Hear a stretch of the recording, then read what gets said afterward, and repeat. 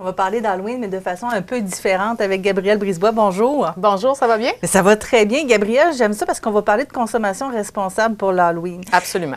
Et c'est la citoyenne qui est devant moi. C'est pas une initiative du conseil municipal, là. Non, c'est vraiment une initiative de la maman qui passe l'Halloween avec ses enfants depuis plusieurs années, puis qui est toujours déchirée entre le plaisir que les enfants ont à cogner à plein de portes, mais la quantité de bonbons qui s'accumulent, puis je sais que je vais finir par les jeter au bout de quelques mois, puis ça me fait toujours mal au cœur. Donc, j'ai vraiment essayé de trouver une solution qui comblerait tout le monde, donc les enfants et la maman.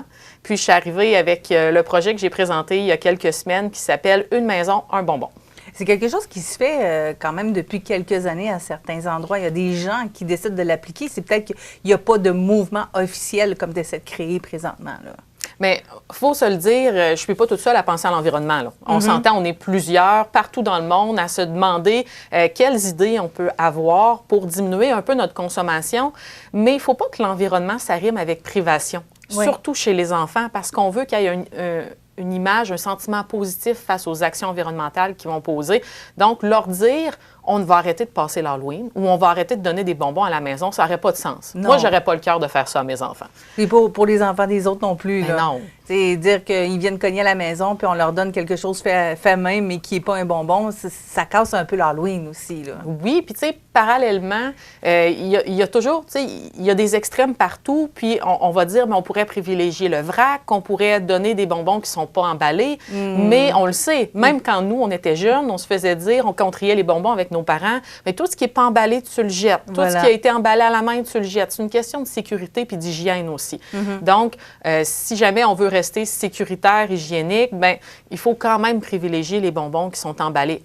À moins qu'on soit dans une fête de famille, de quartier ou d'appartement, par exemple, puis qu'on se connaisse tous personnellement. Tu sais, quand on se fait des biscuits les uns les autres, emballer des bonbons dans du papier craft, c'est une chose. Mais quand tu passes l'Halloween avec tes enfants dans un quartier au complet, puis des fois, on le sait, à Montmagny du moins, moi, je donne beaucoup plus de bonbons que j'ai d'enfants dans mon quartier. Donc, je crois qu'il y a des familles qui se promènent peut-être dans les semaines auparavant, puis c'est parfait parce que ça permet d'avoir une fête d'Halloween dans le quartier qui est vraiment incroyable. On a des centaines d'enfants qui passent, mais on ne peut pas se permettre de donner des bonbons emballés main à des enfants qu'on ne connaît pas. C'est une question de respect puis de sécurité, je pense. Oui, puis les pommes, on va oublier ça. Bien, on pourrait. Les dentistes seraient probablement contents, là, mais je ne suis pas certaine, admettons, que les enfants... Je pense que probablement que mon Halloween se terminerait vraiment tôt si jamais je donnais des pommes. Le mot se passerait, puis il n'y a plus personne qui cognerait à la maison.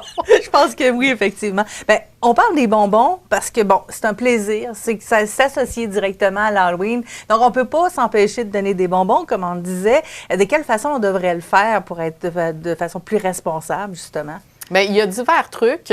La première chose auquel il faut réfléchir quand on pense à l'écologie, c'est la diminution. On n'est pas nécessairement obligé de donner une poignée de bonbons par enfant. Les enfants, ce qu'ils veulent, c'est passer l'Halloween à plusieurs portes. Donc, si jamais il y a un consensus au niveau du voisinage, puis on dit, bien, on donne chacun un bonbon, bien, ça permet aux enfants de faire beaucoup plus de portes. Puis, à la fin de la soirée, bien, la quantité de bonbons qui va être récoltée va être correct. Il ne sera pas gigantesque, il ne sera pas outre mesure, on ne sera pas dans la surconsommation. Mais l'enfant va être satisfait quand Absolument. même, là. Puis, il n'y a personne de gagnant quand tu dois acheter le 2 tiers des bonbons qu'il a récoltés rendus au mois de mars parce que là, Pâques arrive puis tu ne sais plus quoi faire avec, là. Oui, disons que ça fait des grosses montagnes de bonbons, effectivement, ça s'étire jusqu'à Pâques, là. Oui, mais il y en a plus qu'on pense. Il y en a plus qu'on pense des gens qui sont obligés de jeter des bonbons année après année. Au Canada, il y a 1,5 milliard de dollars qui est acheté en bonbons à chaque année. C'est à peu près 50 000 tonnes. C'est énorme. C'est, donner un chiffre, 50 000 tonnes, ça ne veut pas dire grand-chose, là, mais c'est 320 baleines bleues de bonbons. OK, oui, c'est énorme. Ça en est du bonbon, là. Oui, Puis on est, au Québec, un petit peu au-dessus de la moyenne canadienne. Donc, ça veut dire qu'on achète un petit peu plus de bonbons, on en consomme plus, mais ça ne veut pas nécessairement dire qu'on en mange plus. Fait que nécessairement, les bonbons qui ne sont pas mangés se retrouvent où? bien, ils vont se retrouver directement dans nos sites d'enfouissement parce que des bonbons individuels, ceux qui sont pleins de vertus vont peut-être les déballer un par un pour en mettre une partie au compost, mais l'emballage va quand même se retrouver aux poubelles par la suite. Mm-hmm. Bien, il ne faut pas se le cacher, Gabrielle, les enfants aiment ça quand même, recevoir des petits sacs et tout ça, là, puis accumuler des bonbons parce qu'il y a une... Oui, on parle beaucoup de consommation responsable, mais il y a justement le voisin gonflant aussi. Là. Moi, le voisin, il donne un gros sac, moi, je vais donner un bonbon à côté. Je ne sais pas comment ça va passer, là. Mais, tu sais, honnêtement, c'est pour ça qu'il faut que ça se parle dans le quartier. Il faut absolument qu'il y ait une conciliation, puis les vies de quartier sont vraiment intéressantes, puis sont vraiment importantes. Nos enfants jouent avec les voisins. Mm-hmm. On finit par les connaître, nos voisins, puis on finit par se parler, se saluer. Donc, c'est important de se le dire, d'avoir cette discussion-là franche et ouverte sur le fait que c'est pas une compétition, l'Halloween. C'est pas une compétition. Ça peut devenir une compétition entre enfants, celui qui ramasse le plus de bonbons, on l'a tous déjà fait quand on était jeunes. Oui. Mais tu sais, on n'a rien à gagner comme parents, comme voisins, comme propriétaires. Il n'y a pas personne qui va venir te cogner à ta porte le lendemain pour te donner le trophée du plus gros donneur de bonbons, là. À la fin de l'Halloween, la seule chose qui va rester, bien, c'est toi, tes bonbons, puis ce que tu vas jeter parce que tu ne pourras pas consommer. Donc, d'un point de vue coopératif puis écologique, bien, on a tout à gagner à collectivement réduire la quantité de bonbons qu'on donne. Puis, moi, personnellement, comme maman, je serais contente que la quantité de bonbons qu'on récolte soit finie avant Noël. Ça fait moins de gestion aussi là, pour la maman. Puis ça fait que les enfants vont être contents d'en recevoir d'autres à Noël aussi, parce qu'on en donne d'autres. Noël, au Québec, c'est la fête où on achète le plus de friandises, encore plus que l'Halloween. Mais quand on n'a pas fini les bonbons d'Halloween, il y a peut-être moins de plaisir à racheter des friandises à Noël par la suite, là. Oui, puis il faut que ça reste un plaisir pour les enfants aussi. Il faut que ça reste un moment privilégié et non pas quelque chose de usuel et d'habituel d'avoir un paquet de bonbons, là. Oui, puis on n'en a pas encore parlé, mais c'est pas bon pour la santé des bonbons. Non, on le sait. C'est bon dans le bedon, c'est bon pour le moral, on aime ça, manger des bonbons, c'est plein de couleurs. Puis on veut pas dire aux enfants qu'il faut qu'ils arrêtent d'en manger. Sauf que quand on regarde toujours, on n'a pas beaucoup de chiffres au Canada, mais aux États-Unis, les enfants récoltent l'équivalent de 2 livres de bonbons chacun, puis c'est équivalent à peu près 2 tasses de sucre. 2 tasses de sucre blanc, là. C'est comme si je remplissais 2 tasses de sucre. Sucre raffiné. Oui, c'est immense. C'est pas bon pour les dents, c'est pas bon pour l'obésité, c'est pas bon pour les saines habitudes de vie. Donc, quand on récolte beaucoup de bonbons, on a tendance à vouloir en manger plus. Forcément. Plus longtemps.